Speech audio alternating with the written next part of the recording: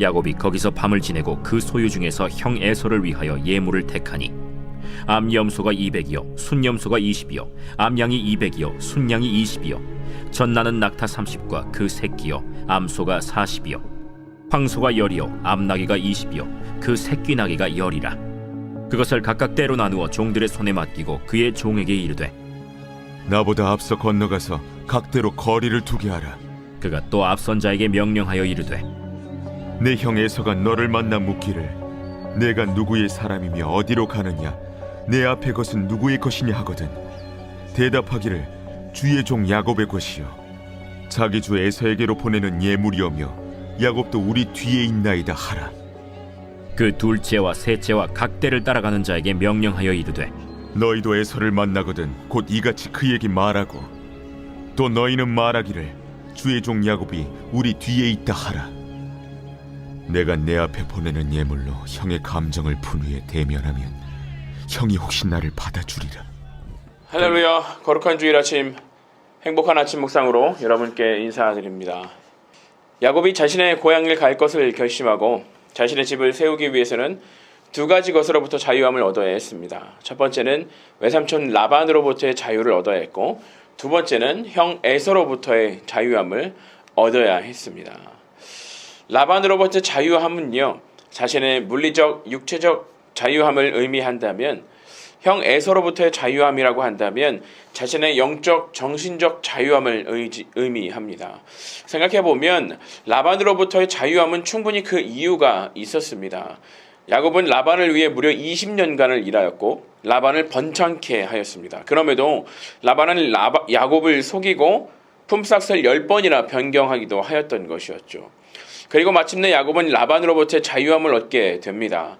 하나님께서 외삼촌 라반에게 나타나 선악간에 아무 말도 하지 말 것을 말씀하셨기 때문인 것이죠.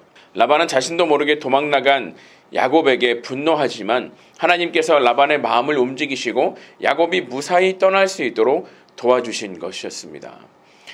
이제 물리적 자유함은 얻었지만 그보다 더 큰 정신적이고 영적 자유함을 얻기 위해서는 형 에서와 화해해야만 했습니다. 사실 그에게 있어서 이 일이야말로 훨씬 더 그를 부담스럽게 하는 것이었죠. 형 에서에게는 미안한 마음, 죄책감만이 남아 있습니다. 그는 형 에서의 장자권을 빼앗았고 아버지 이삭의 축복을 속여 빼앗았었습니다. 더구나 형은 400명의 사람들을 이끌고 야곱을 맞이하러 나온다고 합니다. 해결되지 못한 형의 분노를 충분히 이해하기에 더 두려운 마음이 드는 것이죠. 야곱은 외삼촌 라반과 경계를 정하였고 다시 그 땅으로 돌아가지 못합니다. 그리고 하나님께서 고향으로 돌아가라고 말씀하셨기에 이제 앞으로 가야 할 길만이 남았습니다. 야곱은 하나님께 기도합니다. 하나님께서 고향으로 내 족속에게로 돌아가라고 말씀하지 않으셨습니까? 내게 은혜를 주신다고 말씀하셨습니다. 그러나 형 에서가 저를 해칠까 너무 두렵습니다. 그러나 하나님께서 저에게 반드시 은혜를 베풀어 내 자손이 바다의 모래처럼 셀 수 없이 많아지게 하시겠다고 말씀하시지 않았습니까? 그리고 야곱은요, 자신의 재산 중 총 500마리 이상의 가축을 때로 나누어 형 에서에게 보내기로 합니다. 각대로 거리를 두게 하고 자신은 마지막 때와 함께 이동하기로 합니다. 에서의 행동을 살피며 어쩌면 도망갈 길을 마련하라고 하는 것이죠.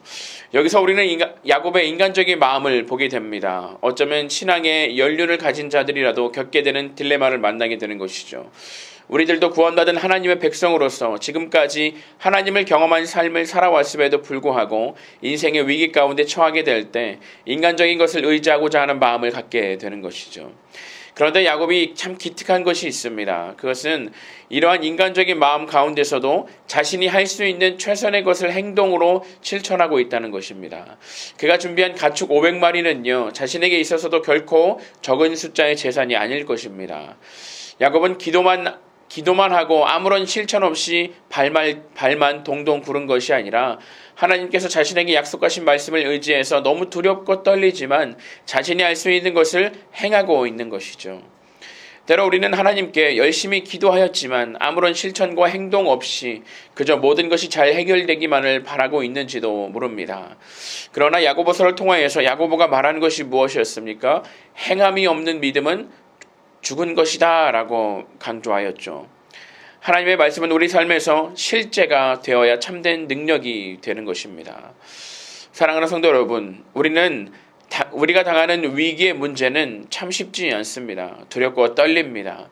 나의 힘과 능력으로 도저히 해결할 수 없을 것만 같습니다. 그렇기에 우리는 하나님을 의지하며 기도하는 것이죠. 하지만 그 기도 뒤로 숨어버리는 것이 아니라 기도한 대로 그 문제 앞에 나아가는 결단이 필요합니다. 그때 우리는 하나님이 역사하시는 그 현장에서 참된 증인으로서 주님을 만나게 될 것입니다. 오늘도 그러한 증인된 삶을 살아가는 저와 여러분들이 되기를 간절히 소망합니다. 함께 기도하겠습니다. 사랑과 능력의 주님, 해결할 수 없을 것만 같은 문제 앞에 우리는 하나님의 긍휼과 은혜를 구합니다. 그러나 우리가 그 기도 뒤로 숨어버리는 것이 아닌 두렵고 떨릴지라도 기도한 대로 삶에서 말씀을 실천하는 결단으로 나아가게 하옵소서. 예수님의 이름으로 기도합니다. 아멘.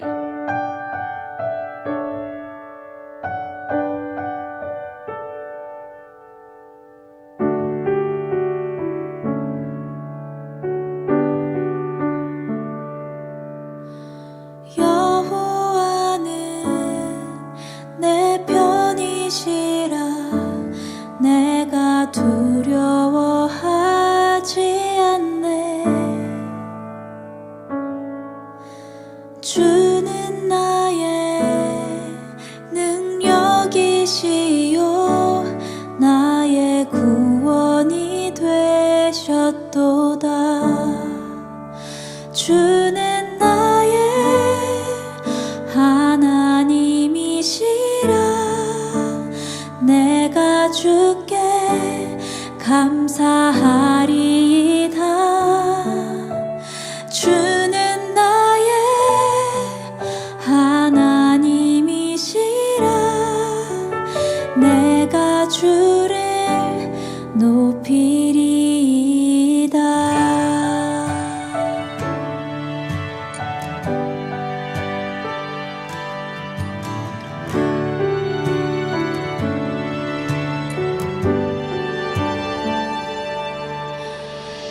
여호와는 내 편이시라.